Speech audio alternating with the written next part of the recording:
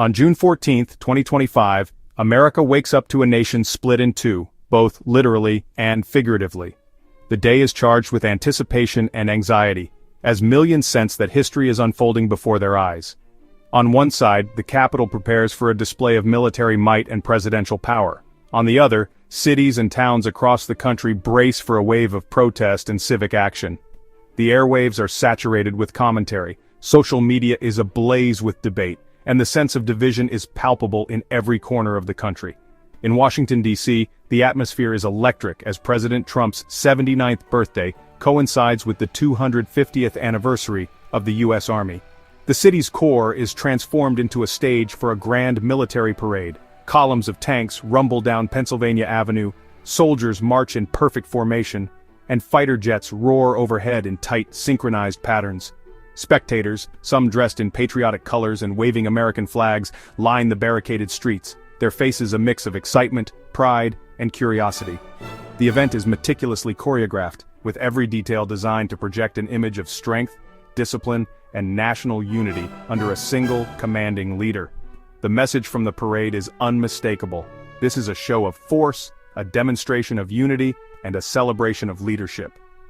President Trump, standing at the podium surrounded by high-ranking generals, cabinet members, and foreign dignitaries, delivers a speech that emphasizes patriotism, loyalty, and the importance of a strong central authority. The crowd responds with cheers and applause while the national anthem and military hymns fill the air. The parade is broadcast live on every major network, its imagery carefully curated to inspire pride and reinforce the idea of a nation united under a powerful leader. Yet, beyond the capital, a very different America is visible. In cities large and small, from New York to Los Angeles, Atlanta to Seattle, streets are filled with people who view this day not as a celebration, but as a pivotal moment in the nation's history. For them, the parade is not a symbol of unity, but a warning sign, a reminder of the dangers of unchecked power and the fragility of democracy. In over 1,800 cities and towns, the No Kings movement mobilizes millions. The scale of the protests is staggering. City blocks are packed with people of all ages, races, and backgrounds, their numbers stretching as far as the eye can see. Marchers carry banners and signs, their voices rising in chants that echo through urban canyons and rural main streets alike. The movement's organizers have spent months building coalitions, coordinating logistics, and preparing for a day they hope will mark a turning point in American history. The messages on the signs are clear and direct. No kings in America. Democracy is not a spectator sport. Protesters have crafted homemade banners, donned creative costumes, and composed original chants, each one a call for accountability and a return to the nation's founding principles. The diversity of the crowd is striking. Students, teachers, veterans, parents, and activists march side by side, united by a shared belief in the importance of democratic norms and the dangers of authoritarianism. This movement is fundamentally grassroots, driven from the bottom up rather than dictated from above. Many of the organizers are young, some participating in political activism for the first time. They use social media to coordinate marches, organize teach-ins, and set up community events. Volunteers distribute water, snacks, and information about voting rights, while speakers address the crowds on issues ranging from civil liberties to economic justice. The energy is infectious, and the determination to be heard is unmistakable. In Washington, D.C., protest organizers make a strategic decision to avoid direct confrontation with the military parade. Instead, they host D.C. Joy Day, a festival in a city park that celebrates community, resilience, and hope.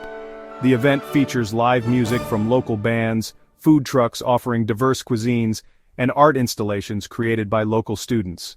Families gather on picnic blankets, children play games and paint signs, and the atmosphere is one of joyful resistance.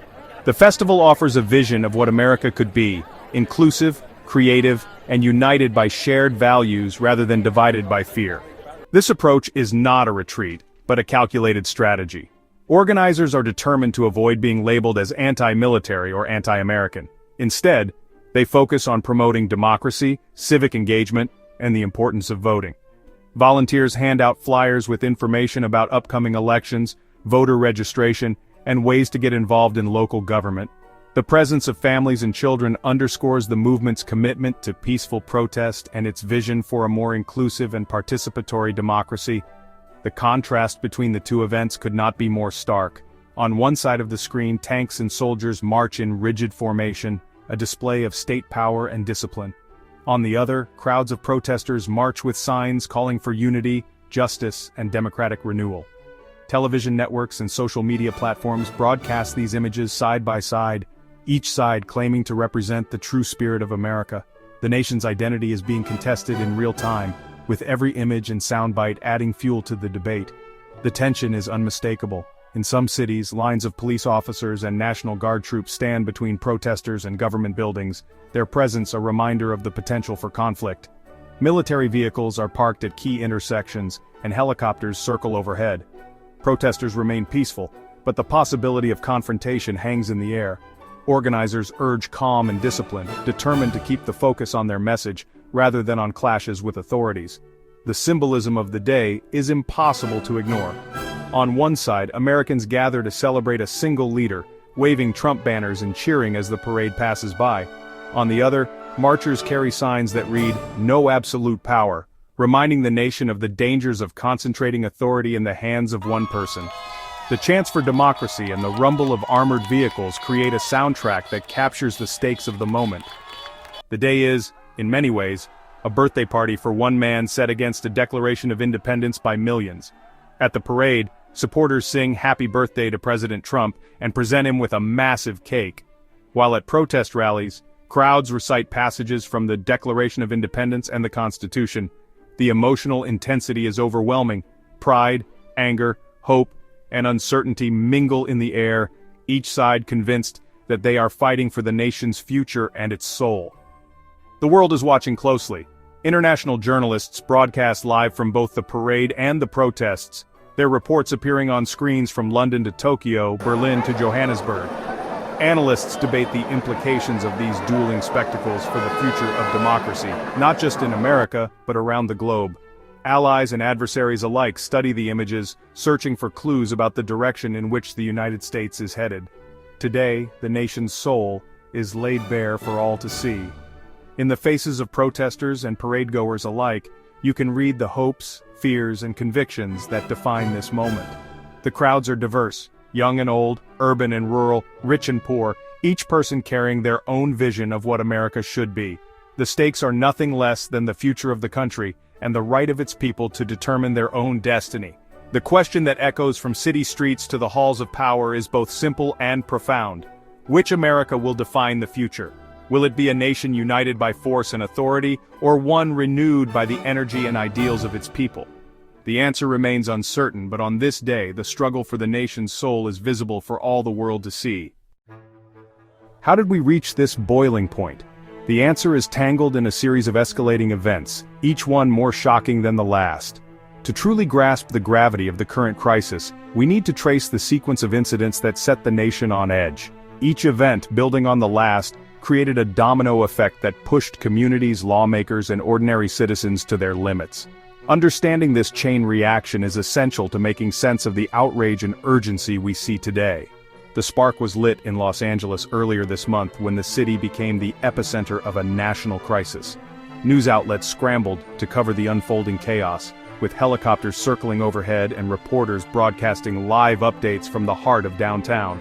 Social media exploded with first-hand accounts, videos, and calls for action, amplifying the sense of urgency.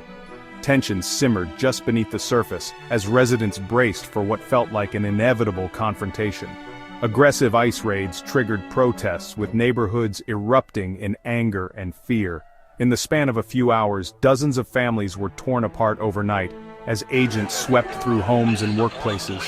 The city's streets quickly filled with demonstrators demanding justice and accountability, their chants echoing through neighborhoods that had never before seen such turmoil. The raids not only targeted undocumented immigrants, but also sent shockwaves through entire communities, leaving many feeling vulnerable and betrayed. But the real shock came when President Trump bypassed Governor Newsom and sent active-duty troops into the city. The decision was made with little warning, catching both local officials and residents off guard. The White House cited the need to restore order, but the move was widely seen as a direct challenge to state authority. Governor Newsom, blindsided by the announcement, scrambled to respond as the city's leadership struggled to maintain control and reassure a frightened public. This wasn't the National Guard, it was Marines and soldiers treating LA like a war zone. Armored vehicles rolled down familiar boulevards, their presence a stark reminder of the city's new reality. Residents watched in disbelief as military checkpoints sprang up overnight, and the city's atmosphere shifted from tense to surreal. The deployment blurred the line between civilian life and military occupation, leaving many to wonder how far the federal government was willing to go. The move ignored state sovereignty and set off a legal and political firestorm. Constitutional scholars debated the limits of federal power on national television, dissecting the president's authority to deploy troops without state consent. Politicians on both sides of the aisle voiced alarm, warning that the precedent could undermine the delicate balance between federal and state governments. The crisis quickly became a flashpoint in the ongoing debate over states' rights and executive overreach. Civil liberties groups and the governor called it a gross overreach. In press conferences and interviews, they warned that the president's actions threatened the very foundation of American democracy. Legal experts pointed to the dangers of unchecked executive power, while activists organized rallies and marches. As the days passed, protests only grew louder, drawing support from across the political spectrum and uniting people who might otherwise disagree on almost everything else. The Insurrection Act was cited, but deploying troops against a state's wishes is a legal minefield. Lawyers rushed to file injunctions, working late into the night to challenge the federal action in court. Legal scholars debated the historical context of the Insurrection Act, noting that it had rarely been used in modern times, and never in such a contentious, politically charged situation. The nation watched as the courts weighed in on this unprecedented standoff. With the outcome uncertain and the stakes higher than ever, a federal judge quickly ruled the deployment illegal, but the image of troops policing Americans was seared into the national consciousness. The ruling, while celebrated by many, did little to calm the outrage or erase the fear that had taken hold.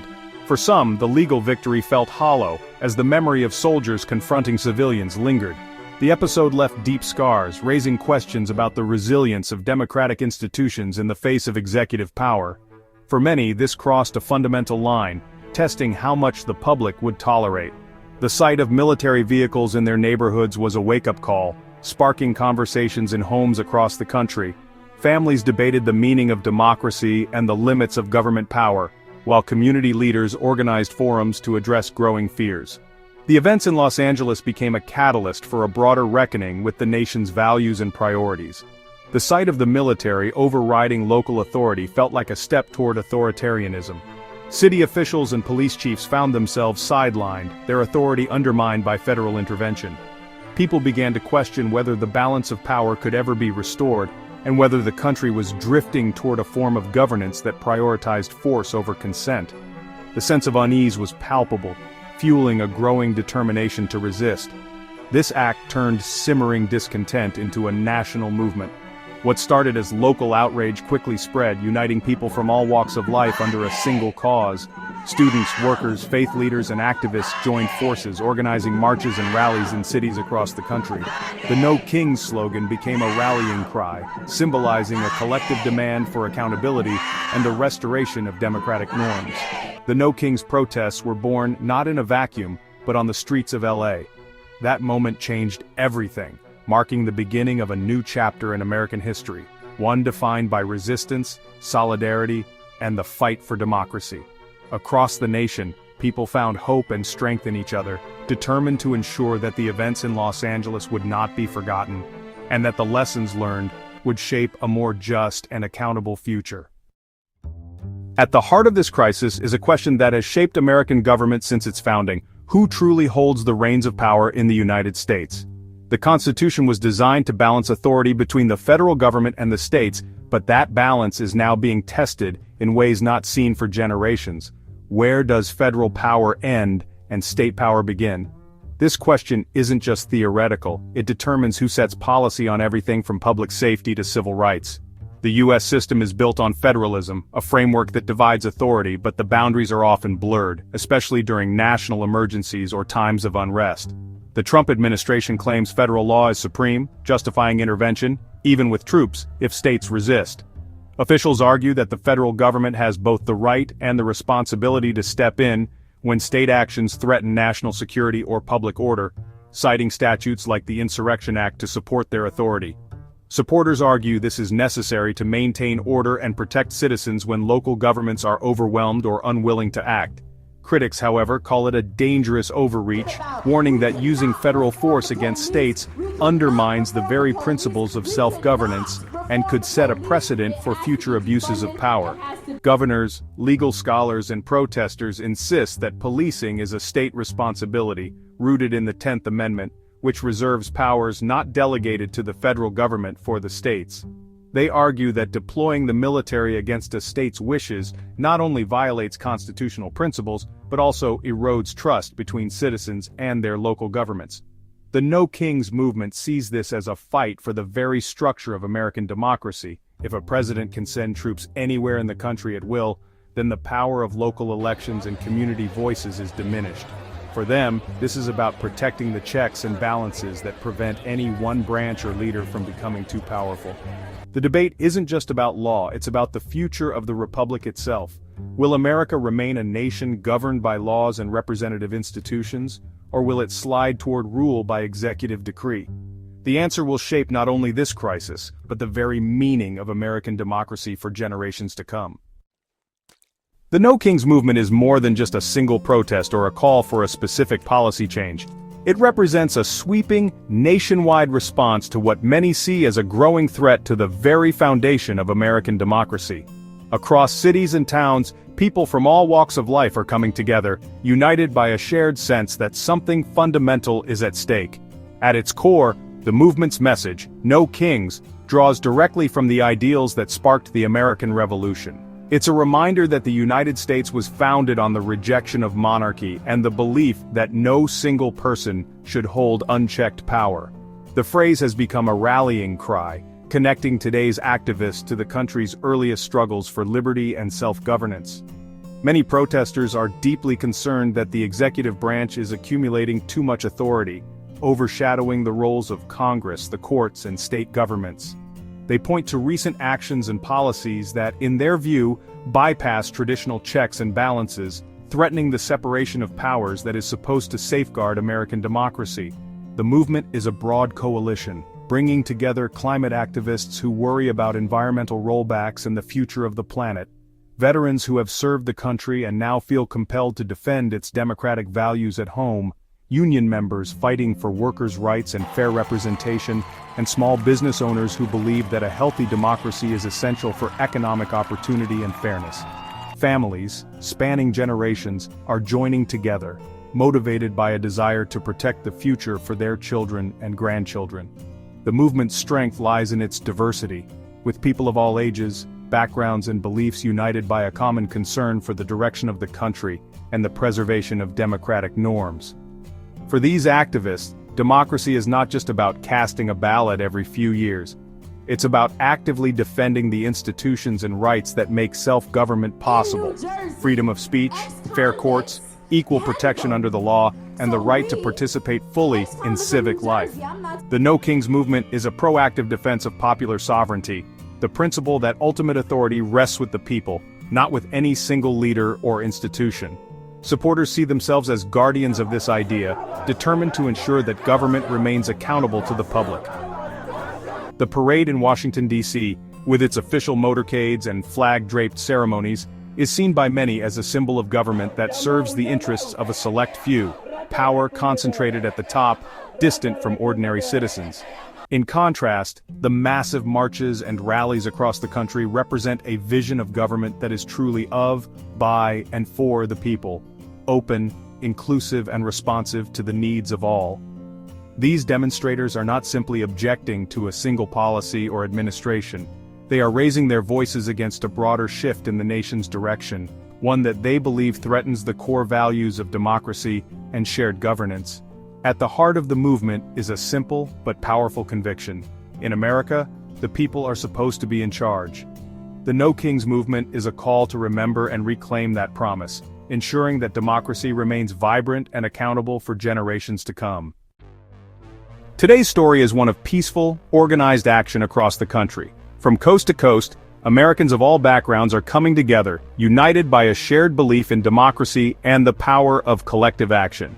These demonstrations are not spontaneous outbursts, but carefully planned events, coordinated by grassroots organizations, community leaders, and everyday citizens determined to make their voices heard.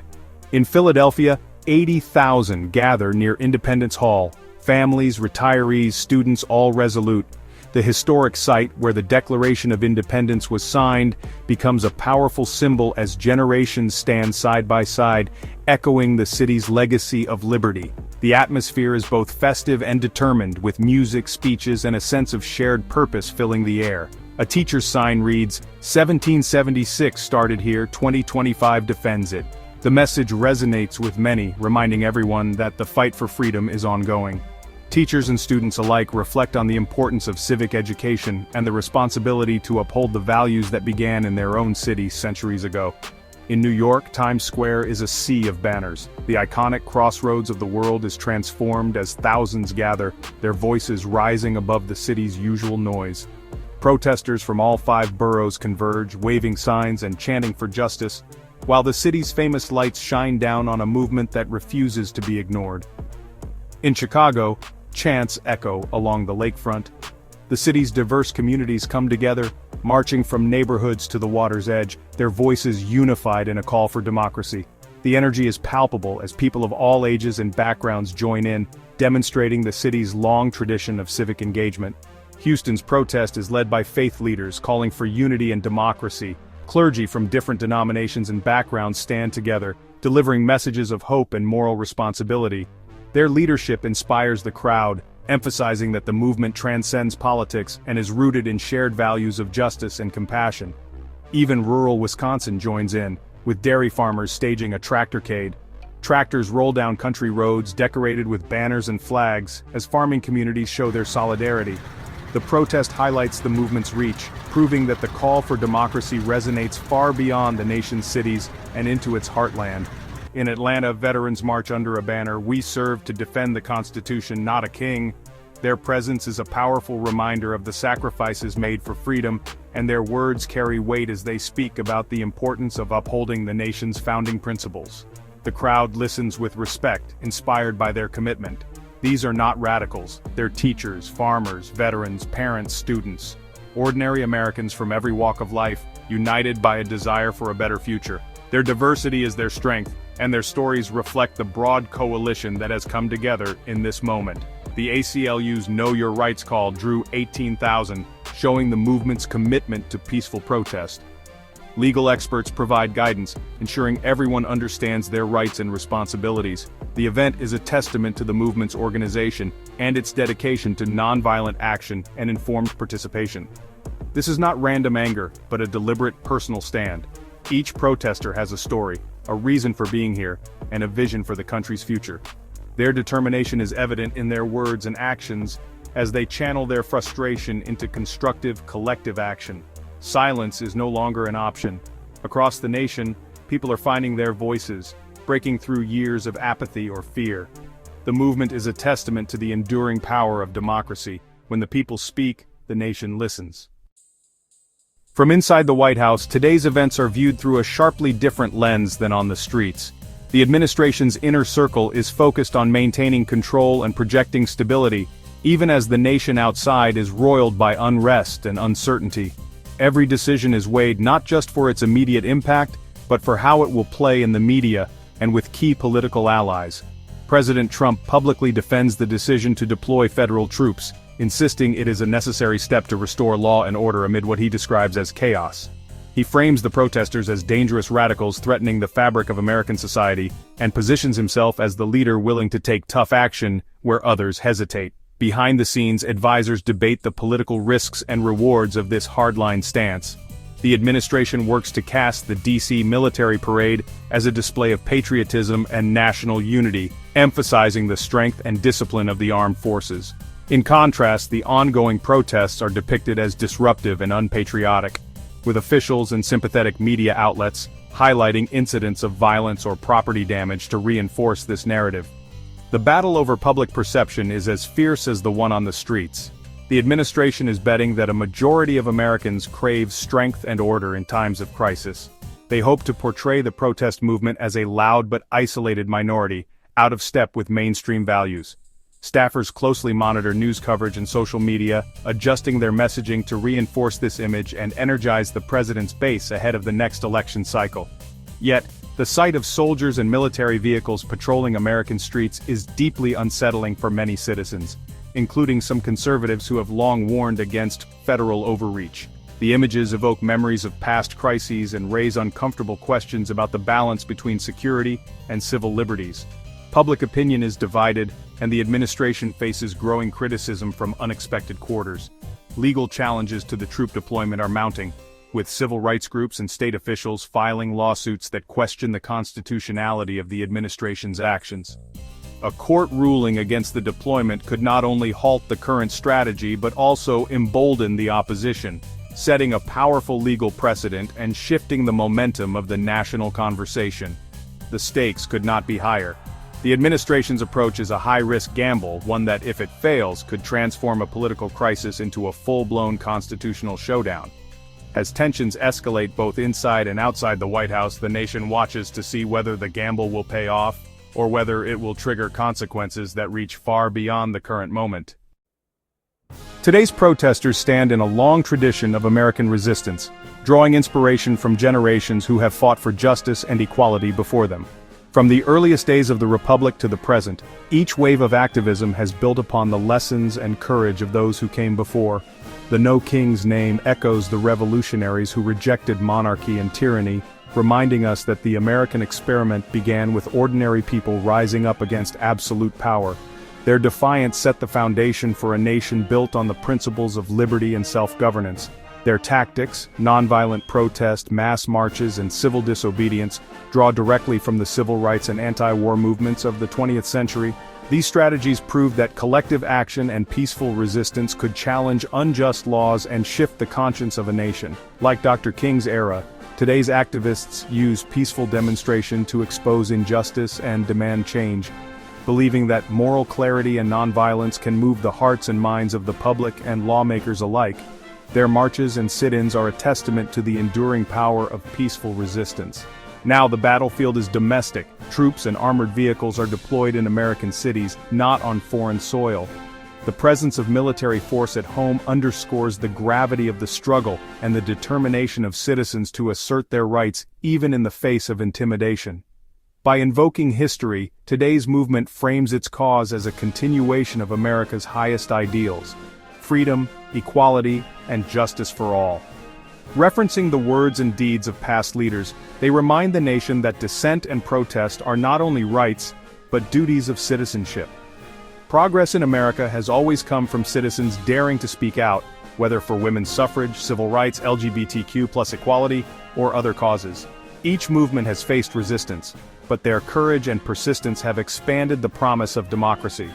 This movement is the next chapter in that story, led by a new generation, but rooted in the same enduring belief that ordinary people united in purpose can shape the future and defend the core values of the nation. As the sun sets over the nation's capital, a sense of uncertainty and anticipation fills the air. The question on everyone's mind is, what's next for the movement, for the country, and for the future of American democracy? The No Kings movement has demonstrated remarkable strength and unity, mobilizing tens of thousands across the country. Their actions have put unprecedented pressure on Congress, state governors, and judges, forcing officials at every level to respond to the growing demand for accountability and democratic reforms. Legal battles over the deployment of federal troops and the limits of executive power are only just beginning. These court cases carry enormous stakes, with the potential to redefine the balance of power between the federal government and the states for generations to come. Constitutional scholars and legal teams are preparing for a long, complex fight that could reach the Supreme Court. For organizers, this moment is a catalyst, not a conclusion. They're treating the protests as the start of a sustained campaign, planning extensive voter registration drives, organizing town halls to educate communities, and building networks for continued advocacy. Their goal is to keep the momentum alive long after the headlines fade. The ultimate objective is to transform the energy and passion seen in the streets into lasting political power. organizers are already looking ahead to the 2028 elections, aiming to increase voter turnout, support reform-minded candidates, and ensure that the movement's demands are reflected in policy and leadership at every level. Meanwhile, the presidential administration faces a critical decision, whether to double down on its current approach or to moderate in response to public outcry. The choices made in the coming weeks will shape not only the administration's legacy, but also the nation's political climate for years to come. The scale and persistence of the protests have forced a national conversation that can no longer be ignored. Media coverage, public debate, and grassroots activism are converging to keep the spotlight on issues of power, accountability, and the future of democracy. A clear line has been drawn in the sand between those demanding change and those resisting it. The boundaries of acceptable government action and civil resistance are being tested in real time, with the whole nation watching. For many, this is just the beginning. The movement's energy, determination, and vision for a more just and accountable democracy are fueling a new chapter in American history, one that is still being written. June 14, 2025. A day that will be remembered not just for its parades and protests, but for the way it brought the nation's deepest divisions into the open. In cities from coast to coast, Americans poured into the streets, some waving flags in celebration, others raising signs in defiance. The atmosphere was electric, charged with both hope and anxiety as people from all walks of life gathered to express their convictions. The country stood at a pivotal crossroads with the outcome uncertain and the stakes higher than ever before. Two competing visions for America were on full display, each side determined to make its voice heard above the noise. On one side, supporters of a strong, centralized authority rallied for unity and order, believing that only decisive leadership could steer the nation through turbulent times. On the other, advocates for civil liberties and grassroots democracy demanded the right to dissent, insisting that freedom is preserved not by silence but by speaking out, even when it's uncomfortable. The vision of centralized power is rooted in the belief that stability and safety require firm control. Its supporters argue that questioning authority in moments of crisis only sows chaos and undermines progress. They see the government's role as a guardian, tasked with maintaining order, even if that means limiting certain freedoms. For them, dissent is not just disagreement, it's a potential threat to the nation's well-being. In contrast, the opposing vision draws its strength from the collective power of ordinary people. It champions the right to question, to challenge, and to hold leaders accountable. This side believes that democracy is not a static achievement, but a living process. One that depends on the willingness of citizens to raise their voices, especially when it's difficult. They argue that true freedom is found in the messy, sometimes noisy act of participation. Democracy, in this view, is not simply a system of government or a set of laws, it's a daily practice. It's built in the small, consistent actions of citizens, casting a ballot, volunteering in the community, engaging in debate, and showing up for one another. These acts, repeated across neighborhoods and generations, are what keep democracy alive and responsive to the people it serves. The events that unfolded in Los Angeles became a flashpoint, sparking a wave of demonstrations and counter-demonstrations across the nation. The images broadcast on national news, crowds filling the streets, voices raised in protest, and the heavy presence of law enforcement made the stakes of the moment impossible to ignore. The world watched as America grappled with its identity, and the choices made in these days would reverberate far beyond its borders. For every American, the questions raised by these events are no longer distant or theoretical. They have become immediate, personal, and deeply consequential. Around dinner tables, in classrooms, and in quiet moments of reflection, people are asking themselves, what kind of country do I want to live in? What values am I willing to defend, even when it's difficult or unpopular? These are questions that demand honest answers. The debate over presidential power has reached a critical point. Should the president have the authority to deploy the military within states, even against the wishes of local governments, in the name of restoring order? Supporters argue it's necessary to prevent chaos, while critics warn that such actions undermine the very foundation of democracy, local autonomy, and the consent of the governed. The answer to this question could determine the future balance of power in America. At the heart of the conflict is the role of protest in a free society. Is protest a fundamental right, protected by the Constitution and essential to democracy? Or, as some claim, is it a dangerous act that threatens public order and borders on insurrection? The way the nation answers this question will shape not only its laws, but its very identity as a democracy. History teaches us that moments of crisis are also moments of decision. The struggles of past generations, whether for civil rights, labor rights, or the right to vote, remind us that progress is never guaranteed. Each generation must choose where it stands, and those choices become the legacy that shapes the future. The people in the streets have made their voices heard, and the administration has responded with its own show of resolve. The lines have been drawn, not just in policy but in principle. The decisions made now will have consequences that last for years, shaping the nation's laws, its culture, and its sense of itself. Ultimately, the future of the country rests in the hands of its citizens. The story is not finished. It will be written by the choices of ordinary people, by those who vote, who speak out, who organize, and who refuse to be silent. Every action, no matter how small, contributes to the direction the nation will take. When the history of this moment is finally written and future generations look back to understand what happened, the question will remain: which side of the line did you choose to stand on? Your answer, and the answers of millions of others, will define the legacy of this era.